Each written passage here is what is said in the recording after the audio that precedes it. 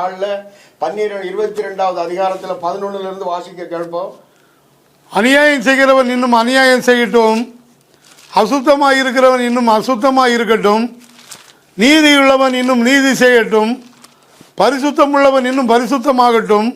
இதோ சீக்கிரமாய் வருகிறேன், அவனவனுடைய கிரியைகளின்படி அவனவனுக்கு நான் அளிக்கும் பலன் என்னோடு கூட வருகிறது.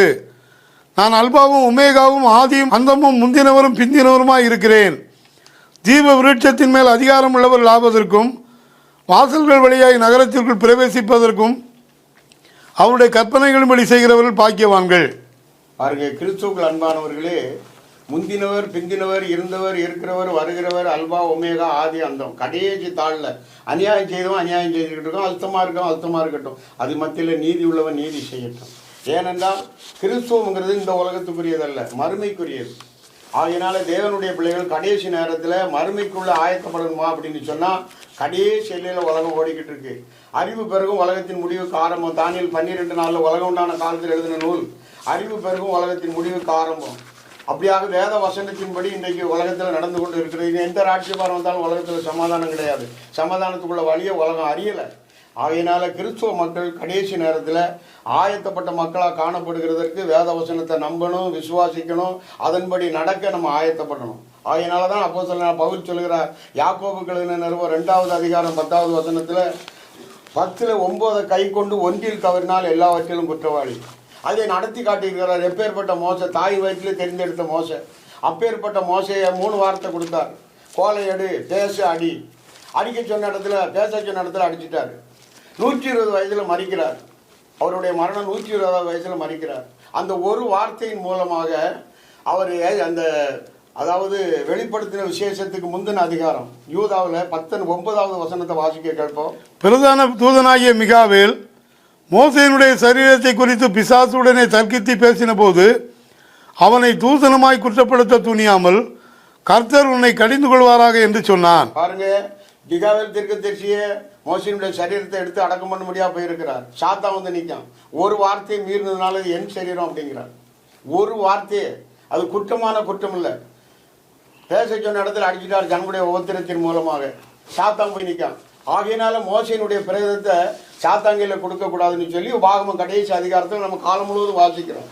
மோசேயினுடைய பிரேதத்தை ஒருவனும் இந்நாள் வரைக்கும் மோசேயினுடைய பிரேத குழி அறியான், மோசேயினுடைய பிரேத குழி அறியான் அப்படின்னு சொல்லியிருக்கு. அப்போ ஒரு வார்த்தையை மீறினதின் மூலமாக அங்கே போக முடியலை. அதனால 10 வரலாறு ஆண்டவர் 10 கற்பனை எழுதி கொடுத்திருக்கிறார். அதன்படி நடக்கணும் தேவனுடைய பிள்ளைகள். இல்லைன்னா கடைசி நேரத்தில் மத்தேயு சுவிசேஷம் 7வது அதிகாரம் 22வது வசனத்தில் மேய்ப்பர்களை குறித்து தான் சொல்லியிருக்கிறார். கொஞ்சம் வாசிக்க கேட்போம்.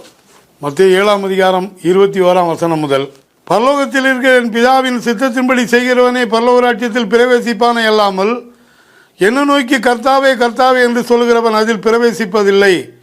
அந்நாளில் அநேகர் என்னை நோக்கி கர்த்தாவே கர்த்தாவே உமது நாமத்தினாலே தீர்க்கதரிசனம் உரைத்தோம் அல்லவா, உமது நாமத்தினாலே பிசாசுகளை துரத்தினோம் அல்லவா, உமது நாமத்தினாலே அநேக அற்புதங்களை செய்தோம் அல்லவா என்பார்கள்.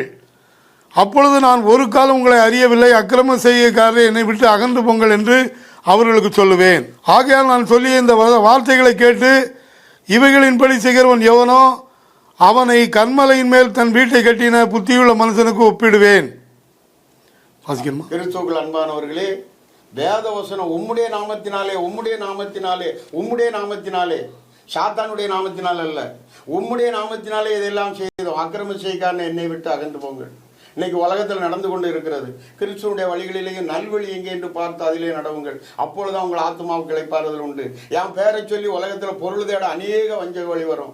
இன்னைக்கு எல்லாமே தேவனுடைய பிள்ளைகள் வசனத்தின்படி நடந்து கொண்டு வருகிறது. ஆகையினால கடைசி நேரத்தில் வலது பக்கத்தில் இருக்கிற கள்ளம் ஆயத்தமாயிட்டான். கடைசி நேரத்தில் 5-2 நிமிஷத்துக்குள்ள நாங்கள் குற்றவாளி, நாங்கள் பாவம் செய்து அடிக்கப்படுகிறோம், நீ நீதிவான், உங்களுடைய ராட்சியத்தில் வரும்போது அடியனை நினைச்சுக்கிடும் அப்படின்னா, நீ இன்றைக்கு என்னோடு கூட பரதேசியில் இருப்பாய் அப்படின்னார். இடது பக்கத்தில் இருக்க கள்ளன் அவன் அதை அறியவே இல்லை, சொல்லவே இல்லை. இன்னைக்கு உலகம் அப்படி தான் ஓடிக்கிட்டு இருக்கு. அதனால தேவனுடைய பிள்ளைகள் காலையில் வந்தவங்களுக்கும் சம்பளம் ஒன்று, மத்தியாலம் வந்தவங்களுக்கும் சம்பளம் ஒன்று, சாயங்கால வேலையில் வந்தவங்களுக்கும் சம்பளம் ஒன்று. ஆகையினால தேவனுடைய பிள்ளைகள் கடைசி நேரத்தில் ஆயத்தப்பட்ட மக்களாக காணப்படுகிறதற்கு ஆயத்தப்படுங்க. வியாதிகளை குணப்படுத்துகிறது உன் விசுவாசம், உன் விசுவாசம், உன் விசுவாசம். ஆண்டவர் பூலகத்தில் வந்த காலத்தில் அநேக வியாதியஸ்தரை குணப்படுத்தினார். எந்த மாத்திரை மருந்து கொடுத்தார், எங்கே ஊசி போட்டார். பிணியாளிகளுக்கு வைத்தியம் வேணும். பிணியாளினா யார்? ரோமரில் படித்து பாருங்க, பிணியாளினா தேவனுடைய வசனத்தை கேட்டு அதன்படி நடக்காதவன் முழுவதுமே பிணியாளினான். அவனுக்கு தான் பரம வைத்தியம் கொடுக்க சொன்னார். ஆஸ்பத்திரிக்கு 100 பேர் போனால் 50 பேர் தான் வீட்டுக்கு வரான், 25 50 பேர் போனால் 10 பேர் தான் வீட்டுக்கு வரான், 40 பேர் செத்து போவான். போய் தேவனுடைய பிள்ளைகள் இதெல்லாம் அறிஞ்சு கடைசி நேரத்தில் ஆயத்தப்படும்படியாக தேவன் பேரில் கேட்டுக்கொள்கிறோம். இது ஒரு சிறிய சபை, இது கற்பனையின்படி ஆண்டவர் என்ன கொடுத்திருக்கிறாரோ அதன்படியே. ஏன்னா ஆண்டவர் சத்தியத்தை விதைச்சார். எல்லா விதையும் நல்ல நிலத்தில் உள்ள, கற்பாறையில் முள்ளுள்ள வேலியில் வழிகரு நல்ல நிலத்தில் ஒரு சில விதை தான் நல்ல நிலத்தில் விழுந்துச்சு. அதை ஒரு மனுஷன் எடுத்துக்கொண்டு ஏசாயிரம். இதெல்லாம் வேத வசனத்தின்படி.